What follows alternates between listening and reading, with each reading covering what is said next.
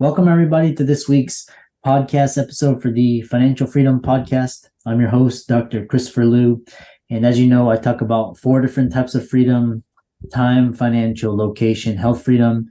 And in that regards, I'm always looking for entrepreneurs, people with similar background, changing the world and sharing those conversations with you. So today we have Mané, and she is the founder and CEO of Station Rove blog, and it talks about money, entrepreneurship, business development.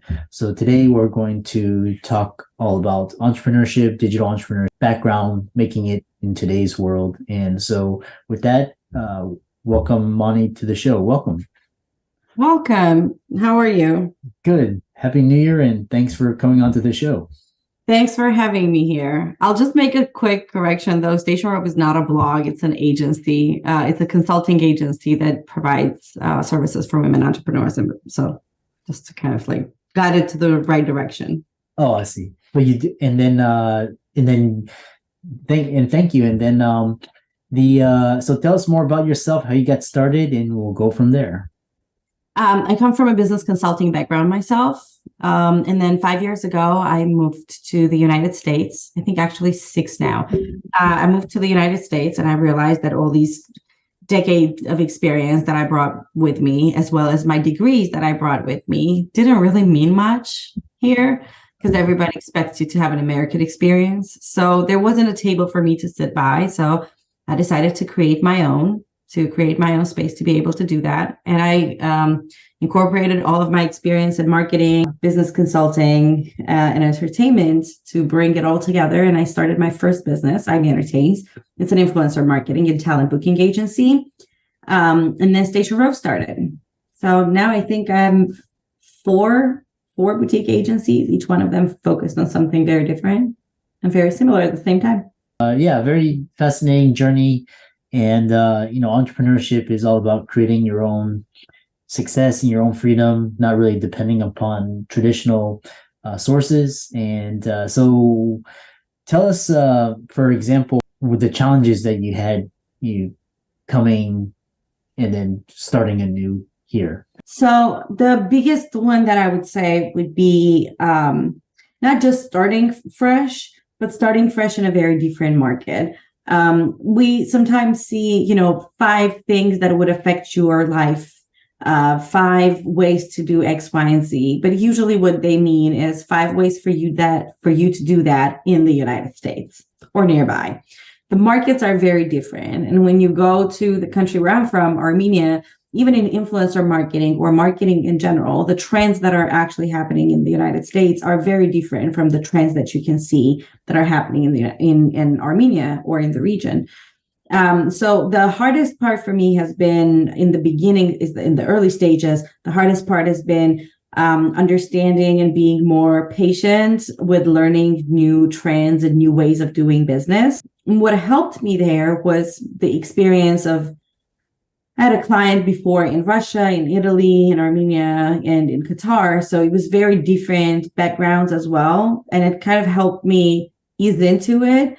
But it was still a big culture shock coming here and understanding how people do business here compared to how it's done in my country. And really, we'll talk about some of the business trends, between the United States and outside. And you talk about this with everything going to an all digital world after COVID. Tell us more about this new era of digital entrepreneurship. Is it easier, harder? Oh, much easier. I think we are at the stage where before, if you had to start a business, you had to have money. It was an absolute must. You had to have money for budget, for a team, for employees, even for an office, for computers, for everything else.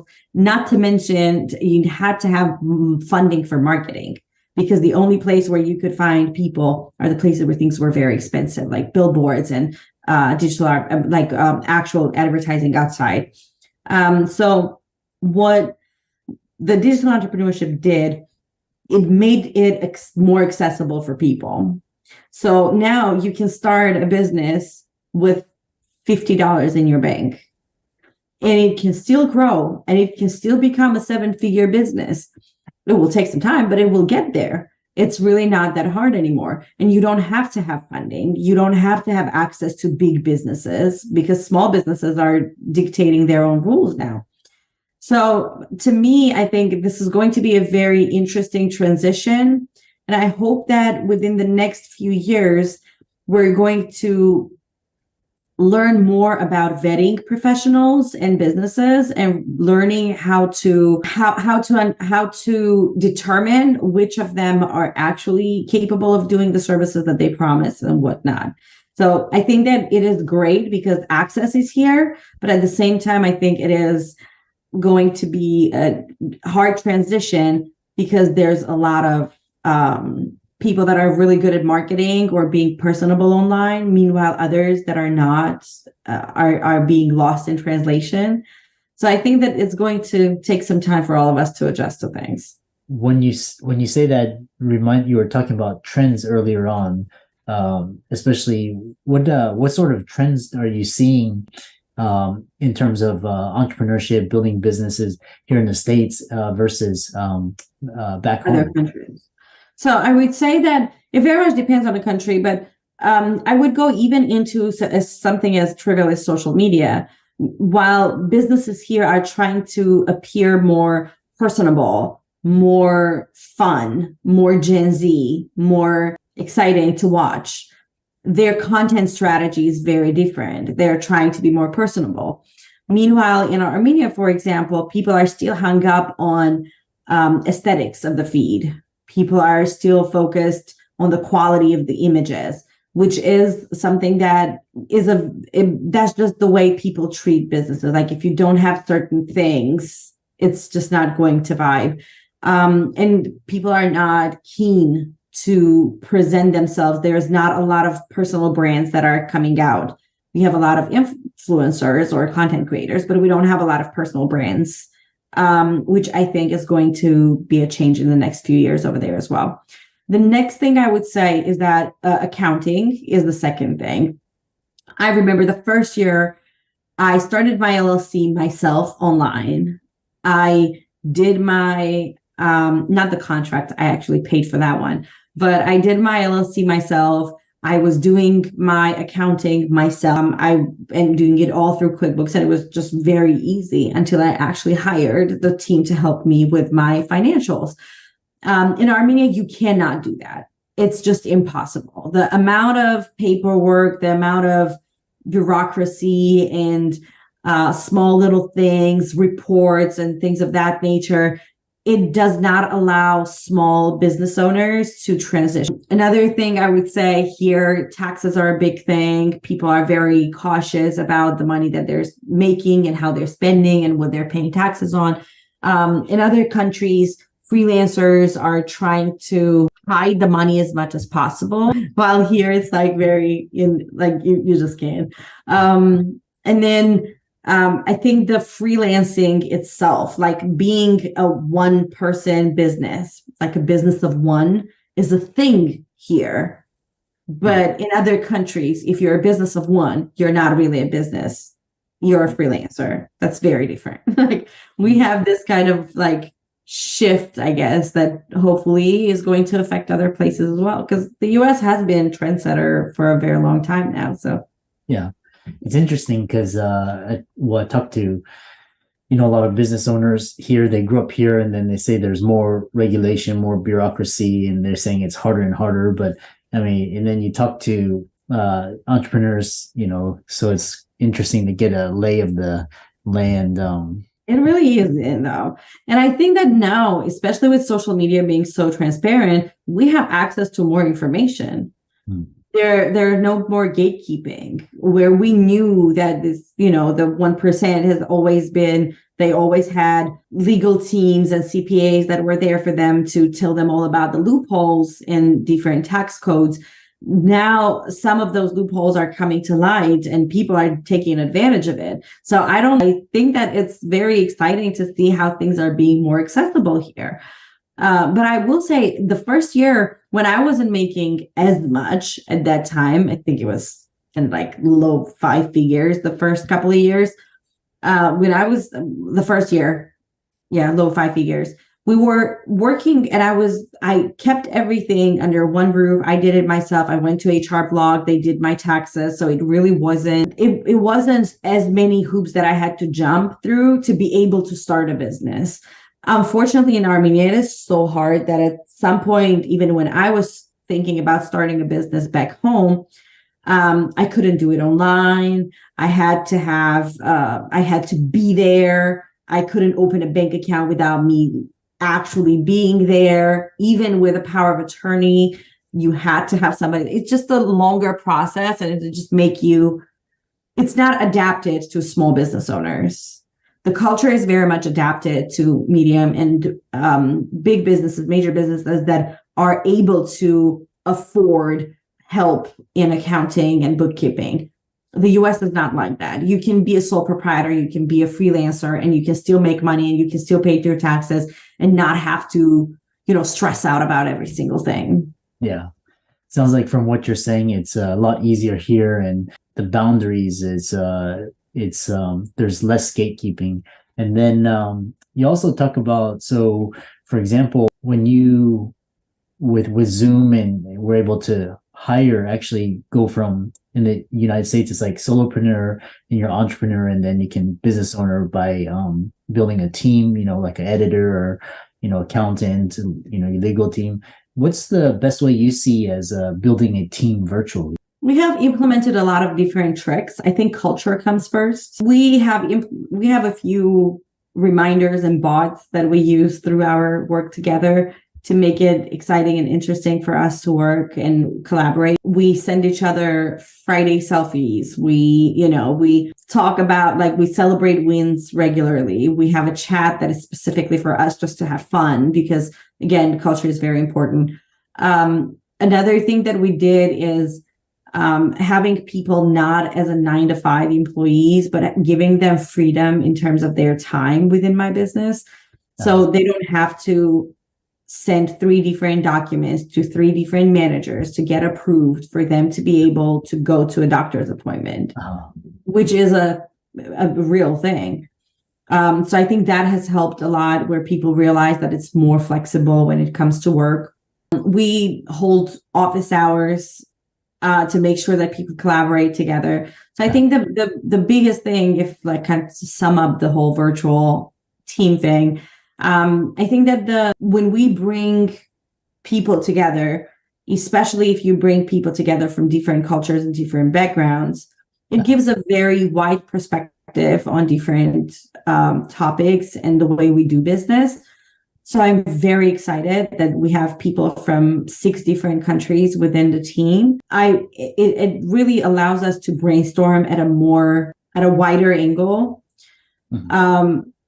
And everything is very much dependent on culture and making sure that people have time not only to work together, but also to have fun together. We host happy hours once a month when we all come together online and we just hang out and talk about stuff that is not work. I even have, literally right now, I'm just looking at my desk, and I have a cocktail that was sent to me by one of my coworkers that we're going to have this weekend during our happy hours. We're just trying to make it as exciting as possible for us to connect on a not just working level, but also as a team together. We do team activities, we play games, we try to interact with each other.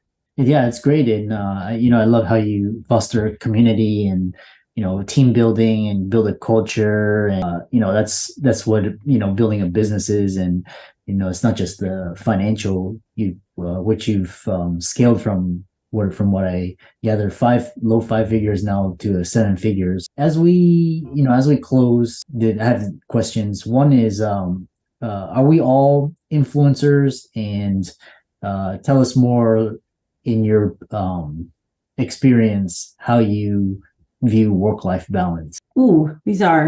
Let me go with the work-life balance. I think it's going to be the more. I truly believe that work-life balance is a myth. I think that it's something that is being sold to us that it has, and I don't think it exists. It never does. We have 24 hours in a day. Out of that, 8 hours we spend on sleep. More than 8 hours we spend at work. Whatever your other 8 hours are, it's not dedicated to one thing and one thing only. It's dedicated to your errands, to your family, to your friends, to your commuting, to your cooking, to your chores, to your everything. So there's no way you can actually have a work-life balance. That's not happening. Your time that you put into the work and life aren't the same. They can't be, there is no balance there. But I will say that I think there can be a healthy relationship between life and work. And what I do try to tell my clients as well is, with us working, when you start the business, we start the business and then we try to adjust our life around the business. I think if we go from the perspective of this is the life that I want, what business ideas that I can do would benefit that goal, I think that changed the perspective. I have always wanted to have a restaurant. That has been a dream of mine for a very long time. And then I gave up on it because I realized that if I own a restaurant, I'm going to be anchored to that one place for a very long time.